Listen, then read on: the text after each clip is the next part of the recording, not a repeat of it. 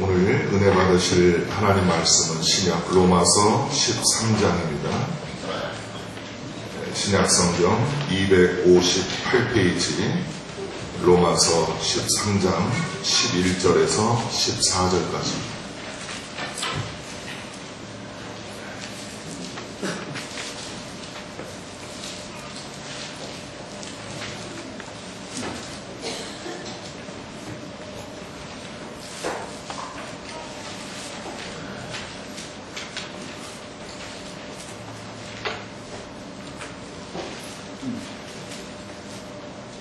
한 절씩 교독을 하시겠습니다.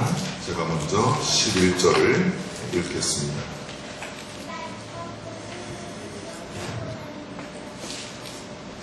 로마서 13장 11절.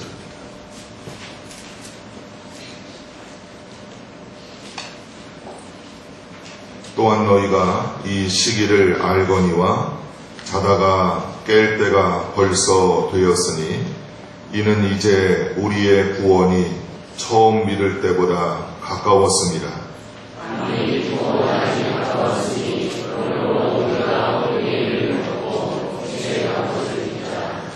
낮에와 같이 단정히 행하고 방탕하거나 술 취하지 말며 음란하거나 호색하지 말며 다투거나 시기하지 말고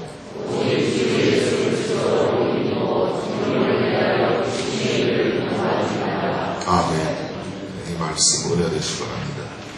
호산나 성가대에서 찬양하겠습니다.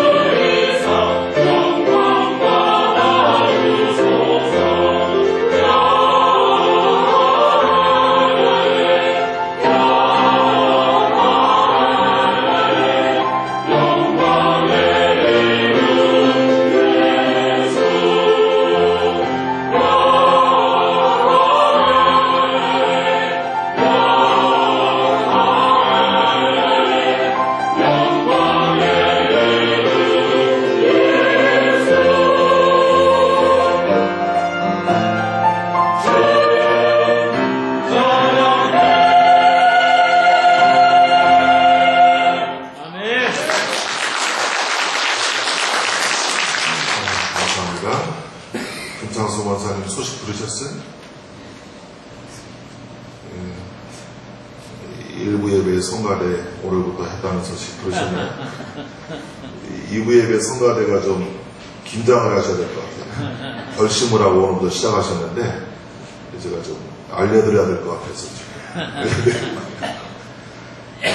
일부 예배 성가대 그동안 못했는데 오늘 우리 송정환 집사님하고 성가대원들 마음을 모아서 처음으로 다시 시작했습니다.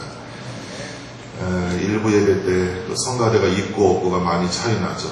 그래서 일부 예배에 오시는 분들이 더 이렇게 많이 오시고 또 성가대도 더 늘어나고 좀 이렇게 이제 돼야 되는데 아직 숫자가 적어서 조금 더 그렇지만 어쨌든 너무 기쁜 그런 시간이었습니다. 기도하시고 말씀을 듣겠습니다. 하나님, 저희들 일주일 동안 암탉이 날개 아래 병아리를 모음같이 평안하게 지켜주시고 오늘 거룩한 주일, 복된 주일 저희들에게 허락하셔서 이렇게 함께 나오게 하시니 감사합니다. 교회 나오는 시간, 예배드리는 시간, 주일날이 기다려지고 그리워지고 사모하는 저희가 되게 하여 주시고 저희들이 모여 싸우니 하나님을 만나고 은혜 받고 축복을 받고 새롭게 변화되어 돌아가는 복된 시간이 되게 하여 주시옵소서. 성가대를 축복하시며 또한 이제 부족한 종 말씀을 들고 서싸우니 종의 입술과 심령을 성령께서 주장해 주시옵소서. 시종을 주 앞에 의지하옵고 예수님 이름으로 기도하옵나이다. 아멘. 사람은 자기가 살아가고 있는 그 시대가 어떤 시대인가를 알고 살아갈 때 지혜롭게 처신할 수가 있습니다. 우리는 지금 어떤 시대를 살아가고 있습니까? 역사적으로는 제7공화국, 즉 문민정부 또는 참여정부 시대에 살고 있고 아직도 지구상의 유일한 분단 국가로 남아있으며 그래서 불안한 상황에 처해 있습니다. 사회적, 경제적, 정치적으로 어렵고 힘든 현실을 우리는 지금 헤쳐나가고 있습니다. 세계 경제의 그 더블 딥 현상을 우려하고 있습니다. 더블 딥 현상은 보통 2분기가 경제 침체가 되면은 좋지 않다고 하는데 이 더블 딥은 2분기가 한 번 더, 그러니까 1년 내내 즉 장기 침체를 말하는 것입니다. 우리나라도 세계적인 이런 그 장기 경제 침체로 인해서 걱정을 하고 있고요. 그런가 하면은 그 세계 그 경제기구인 IMF도 올해 경제 정책을 12번이나 벌써 수정을 했다는 그런 소식이 있습니다. 한마디로 그 누구도 미래를 예측할 수 없다 하는 점입니다. 다른 한편으로는 현재 우리나라의 그 출산율이 세계 최저 수준이기 때문에 지금의 이 국가 인구 체제를 유지하기 위해서는 가임 여성당 아기를 낳을 수 있는 여자분들이 보통 15에서 49살까지라고 하는데 가임 여성들이 2.1명은 낳아야 우리 지금 대한민국 체제를 유지할 수 있다 하는 그런 조사 결과가 있습니다. 2명이면 2명이지 왜 2.1명인가 궁금해하실 분들이 계실 텐데요. 아기를 낳으면 잘 자라서 결혼해서 또 후세를 낳고 이렇게 해야 되는데 그 전에 이제 여러 가지 이유로 사망할 수 있기 때문에 아마 이런 그 정확한 어떤 데이터가 2.1명이다 이렇게 그 인구 대체 출산율이 나와 있습니다. 21세기를 살아가는 현대 크리스찬들은 우리 주변에서 일어나고 있는 여러 가지 뉴스나 또 상황들을 정확하게 이해하는 것이 필요합니다. 그래서 한 손에는 성경, 한 손에는 신문을 들라 하는 그런 말도 있습니다. 그러나 우리 기독교인들은 예수님께서 말씀하신 것처럼 이 시대의 영적인 표적, 영적인 사인을 잘 분별해야 됩니다. 지금 이 시대가 어디로 가고 있는지, 지금 우리는 어디쯤 도달하고 있는지, 영적인 분별, 시대의 표적을 통해서 영적인 분별을 해야 된다 하는 것입니다. 사도 바울은 오늘 본문에서 주님의 재림에 대비하기 위해서 성도들의 영적 각성을 촉구하고 있습니다. 특별히 13절과 14절의 말씀은 탕자였던 성 어거스틴이 이 말씀을 통해서 마음의 찔림을 받고 회개하고 새롭게 돌아서는 그런 회개한 말씀으로 유명합니다. 어거스틴뿐만 아니라 오늘 이 말씀은 우리에게도 많은 은혜를 주고 있습니다.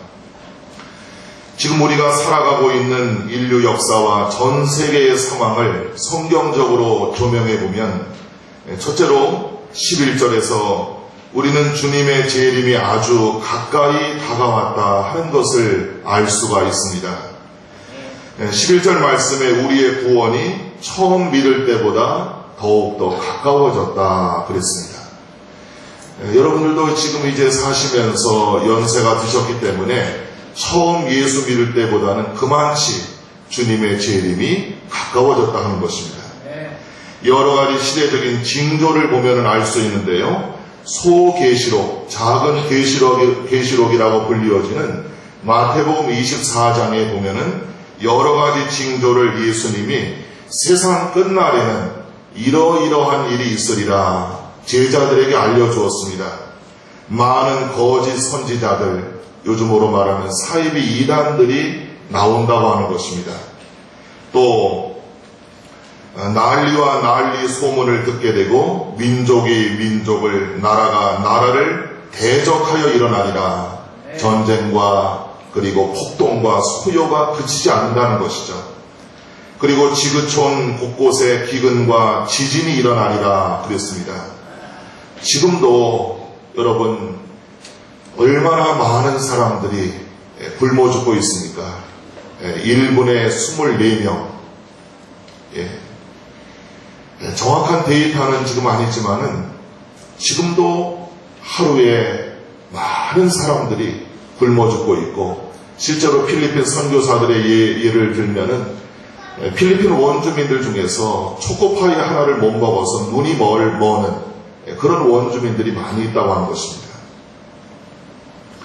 또 거룩한 교회와 성도들이 극심한 핍박을 받게 되고 온갖 불법이 기승을 부려서 많은 사람의 사랑이 얼음장처럼 식어질 것이라 그랬습니다. 그래서 서로 원수처럼 지내게 될 것이고, 마치 시대는 예수님 재림의 때가 가까이 오면은 노아의 때처럼, 소돔과 고모라의 때처럼 사람들은 재림과 심판의 날 직전까지 먹고 마시고 장가들고 시집가는 육신의 일에만 몰두하면서 지내게 될 것이다. 이렇게 예언했습니다. 현재 베스트셀러가 된 그 맥스웰 몰츠 교수의 책 인공두뇌 심리학이라는 책에 보면은 사람의 정신의 힘과 행동의 형성 관계를 분석하면서 사람이 평소에 생각하고 있는 것이 비록 공상일지라도 행동에 옮겨지는 결과와 대체로 일치한다는 이론을 펴냈습니다. 예를 들어 항상 자기 힘을 자랑하고 주먹을 자랑하는 사람은 언제나 그 주먹질을 할 가능성이, 싸움을 할 가능성이 많다는 것이고, 또 반대로 평화를 생각하는 사람의 행동은 어디를 가든지 평화를 추구하며 산다 하는 것입니다. 또 머릿속에 나는 한 10만 달러가 든 가방을 우연히 내가 좀 주웠으면 좋겠다, 이런 공상을 하는 사람은 어떻게 하다 보면은 도둑질까지 하게 된다는 그런 결과가 있고요.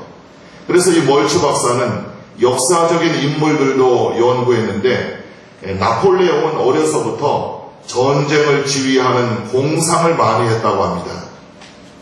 또 호나드 힐튼이라는 사람은 이상하게도 어려서부터 호텔 경영을 꿈꾸어 왔다는 것이죠. 이 유명한 그 힐튼 호텔이 세계에 많이 있지 않습니까? 생각이 행동으로 옮겨진다 하는 것이 이분의 이론입니다. 여러분, 우리의 생각은 우리의 행동은, 또 우리의 관심은 어떤 일에 지금 몰두하고 있는가 하는 것입니다.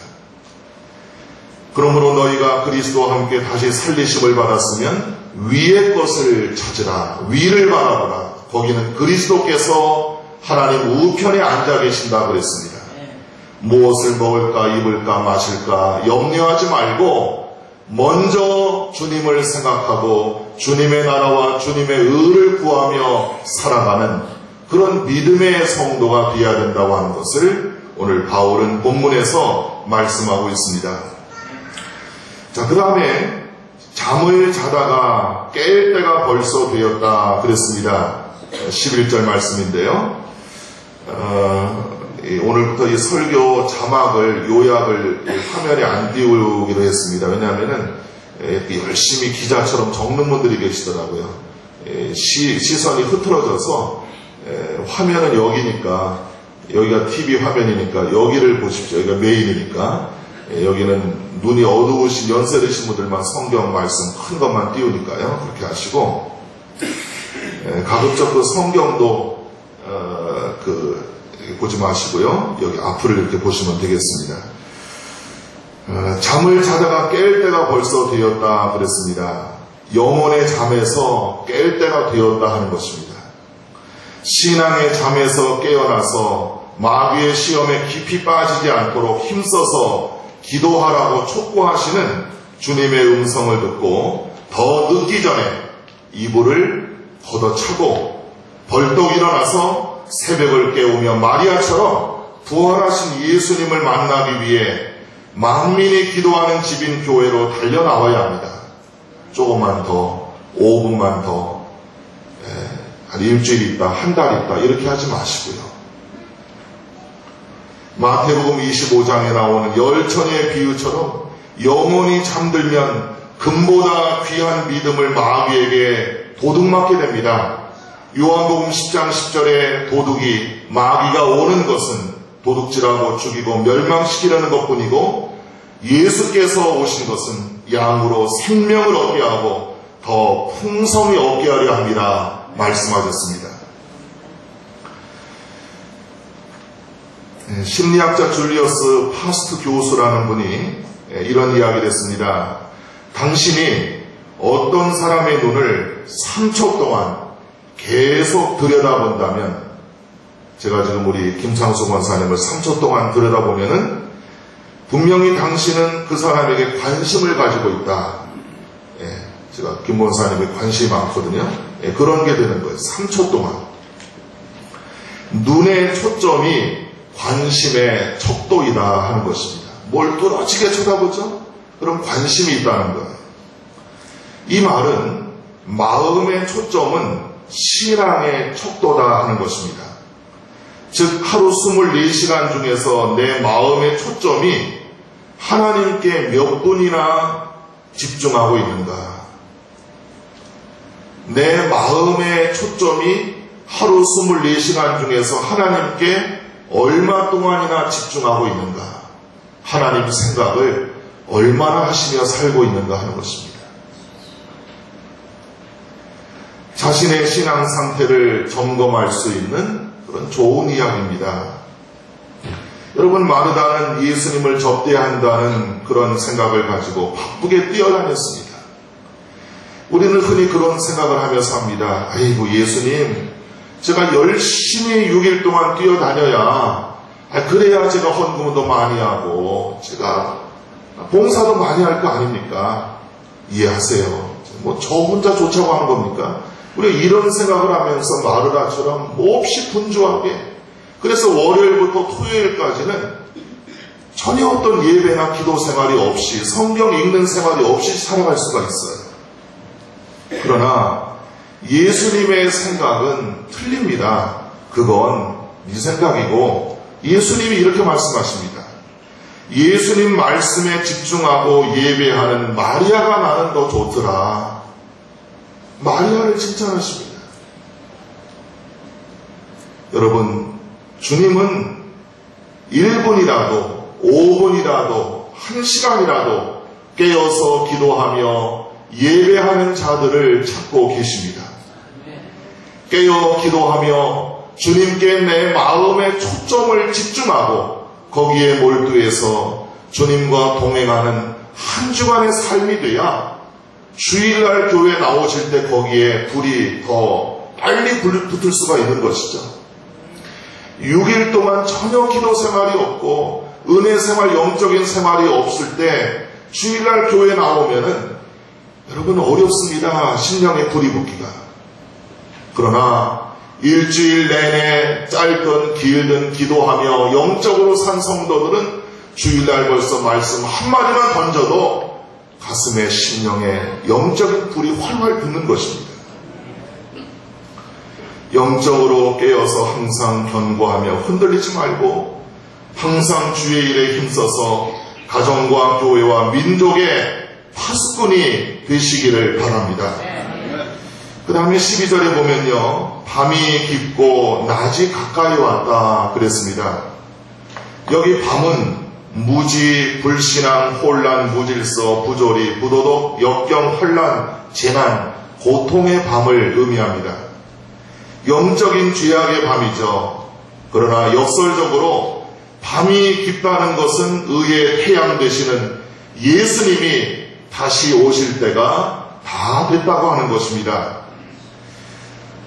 오르막이 있으면 내리막이 있는 것이죠. 그래서 성도들이 살아가면서 영육간의 극심한 어려움에 처해서 시륵같이 어둠에 빠진다 해도 나를 구원하시는 주님의 자비와 긍휼의 손이 지금 바로 내 눈앞에 와 있다고 하는 사실을 믿어야 합니다. 어렵습니까? 많이 어려우십니까? 최고로 어렵습니까? 여러분, 주님이 도와주실 때가 바로 눈앞에 왔다고 하는 거예요. 항상 위를 바라보는 연습과 훈련을 해야 합니다. 우리는 힘들고 어려우면 안절부절하고 쩔쩔맵니다. 어떻게 할까? 그러나 위를 바라보면 됩니다. 위에서, 우리를 위해서 늘 중보기도 하시는 예수 그리스도를 바라보면 우리는 아하, 구원의 때가, 응답의 때가 가까이 왔구나. 내가 이제 마지막으로 이 어려운 고비를 넘기면은 주님의 은혜와 축복을 받을 수 있겠구나. 이런 깨달음을 얻게 되는 것입니다. 자, 끝으로 우리가 12절에 보시면은 이제는 어두움의 일을 벗고 빛의 갑옷을 입어야 할 때라 그랬습니다. 어두움의 일은 뭘까요? 13절에 보시면 방탕함, 술취함, 음란, 호색, 질투, 시기를 말합니다.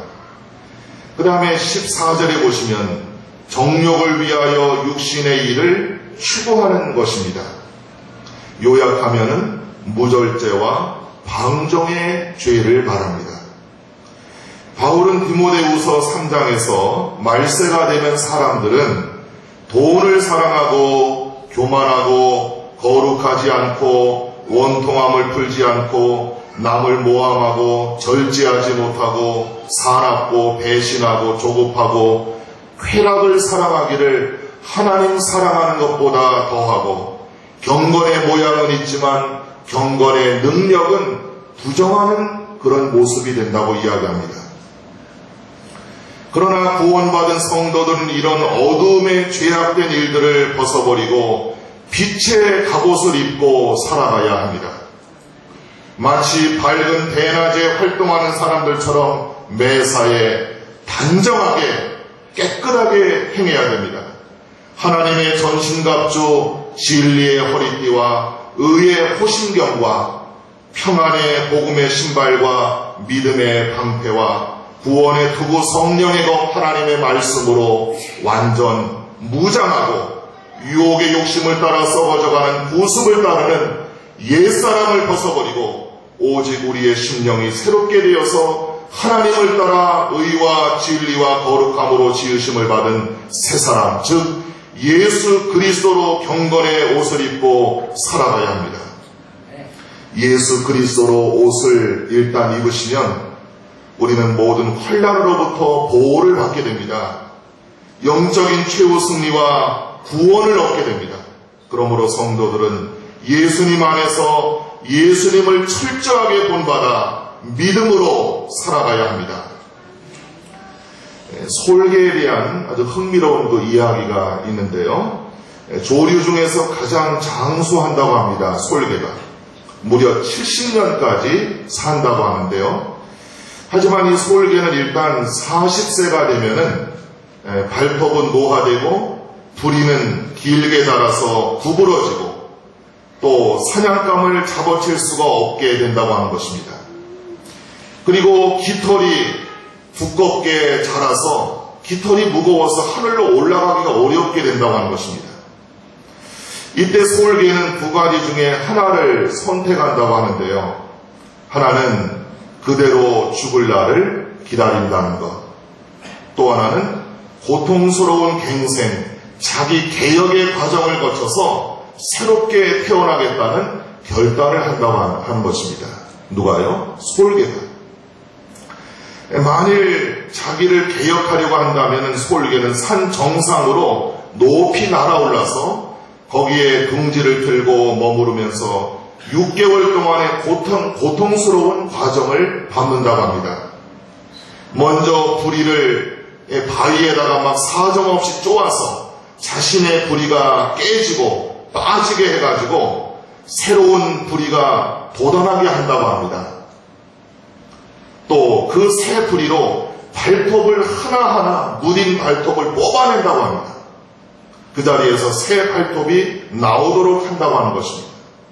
그리고 새 발톱이 돋아나면 날개 깃털도 자기가 다 뽑아버려서 한 반년 정도가 지나면 그 자리에서 가벼운 새 깃털이 나온다고 합니다. 그러면 완전히 새로운 솔개로 다시 태어난다고 하는 것입니다. 이때부터 다시 30년의 수명을 더 연장받게 된다고 하는 것이죠. 참 놀랍지 않습니까? 솔개도 버릴 것을 알고 버릴 때를 알고 있는데, 그래서 살 수 있는 길을 가고 있는데 사람들은 왜 솔개처럼 지혜롭지 못할까, 결단하지 못할까, 이런 반성을 하게 됩니다. 버린다는 것을 우리는 너무나 두려워합니다. 그것을 포기로 알기 때문입니다. 뭘 끊어버리고 버리면은 이제 나는 어떻게 사나 겁부터 집어먹지 않습니까? 하지만 버릴 것을 빨리 버려야 내가 살 수 있다는 것을 알아야 됩니다. 버린다는 것은 내려놓는 것이고, 나를 가볍게 하는 것이고, 나를 자유롭게 하는 것이고, 인생의 다이어트를 하는 것입니다. 1박 2일의 간단한 여행길에도 사람들은 커다란 이민 가방을 들고 가는 것처럼 필요 이상으로 세상 것에 집착하고 욕심을 내면서 살고 있습니다. 솔개처럼 결단하고 행동으로 옮기는 지혜가 필요합니다. 어차피 버릴 것이고, 어차피 떠날 것이고, 어차피 끊을 것입니다. 예수 그리스도 안에서 예수 그리스도를 철저하게 본받아 믿음으로 새롭게 출발하는 그런 우리가 되어야 할 것입니다. 여러분 다 같이 한번 시계를 좀 한번 보시겠습니까? 시계 있으시죠? 예, 시계 한번 좀 보세요. 시계 괜찮습니다. 긴장 푸시고요. 또 무슨 넌센스 퀴즈인 줄 알고서. 예. 시계 있으시죠? 김창수 권사님 몇 시에요? 시계 또 없다 그러시죠? 네. 일부 예배 때도 다 물어봤는데 시계가 없다 그래요. 김영수 권사님 지금 몇 시에요? 11시 50분. 예, 11시 50분요. 다시 한번 제가 여러분께 말씀을 드리겠습니다. 이제는 하나님께서 성도들에게 주신 영적인 시계를 한번 좀 바라보시죠. 그건 어딨나요? 하나님이 우리 성도들에게 주신 영적인 시계는 어디 있어요? 손에 있나요? 이게 어디 있는 거죠? 영적인 시간은 몇 시인가요, 지금? 우리는 지금 하나님 앞에서 뭘 해야 하는 시간인가요? 영적으로 지금 몇 시인가요, 지금? 우리는 하루에도 수십 번 시간을 확인합니다. 시계를 통해서, 핸드폰을 통해서. 아, 몇 시구나, 뭐 해야지. 그런데도 우리는 하나님 앞에서 지금 내가 내 인생의 시간이 몇 시인지, 내가 지금 무엇을 해야 할 때인지를 판단하지 못하고 있습니다. 지금 몇 시입니까? 영적으로 지금 우리는 하나님 앞에서 무엇을 할 때입니까? 더 이상 미루면 안 됩니다.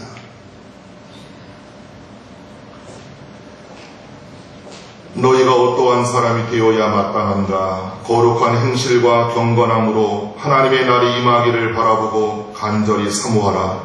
우리는 주님의 약속대로 의가 있는 곳인 새하늘과 새 땅을 바라보도다.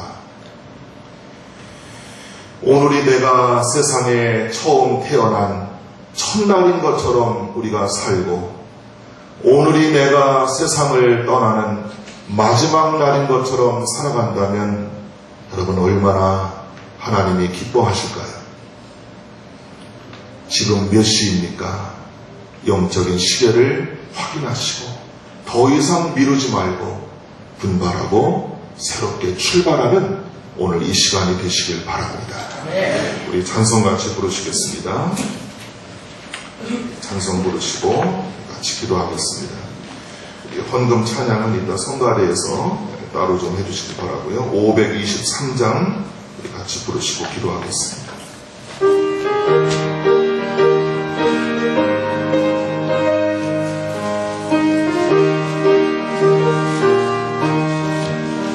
모든 죄악길에서 목자 없는 양같이 모든 사람 길 찾아 헤맨다.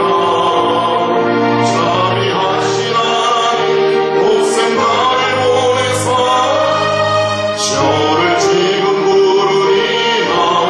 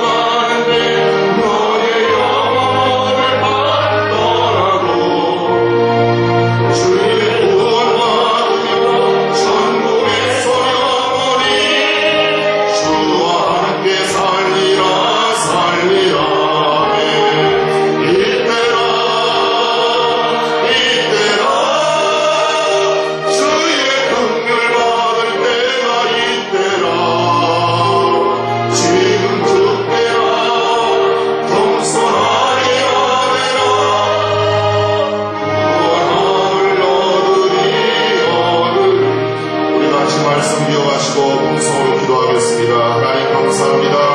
이때라 구원 받을 때가 이때라 은혜 받을 때가 이때라 말씀하십니다. 세월 빨리 흐르고 세상 친구 가는데 나의 영혼 오늘 밤 어떨지 하나님 아버지 우리의 내일을 알 수가 없습니다. 하나님 오늘 자다가 깰 때가 벌써 되었다고 말씀하십니다. 하나님 일어나게 하여 주시옵소서. 영적인 땅에서 깨어 일어나게 하여 주시옵소서. 새벽을 깨우게 하여 주시옵소서. 영적인 파수꾼이 되게 하여 주시옵소서. 우리의 영혼을 깨워주시기를 원합니다. 교회를 깨워주시고 가정을 깨워주시고 우리의 신령을 깨워주시옵소서. 주님을 바라보게 하시고 주님께 우리의 마음의 초점을 집중하게 하여 주시옵소서. 어둠의 일을 벗게 하여 주시고 육신의 일을 벗고 새로운 삶을 살게 하여 주시옵소서. 예수님을 따라가는 승리하는 성도들이 되게 하여 주시기를 간절히 바라옵고 원합니다. 성령으로 말씀으로 충만하게 하시고 새롭게 하시고 뜨거워지게 하여 주시옵소서.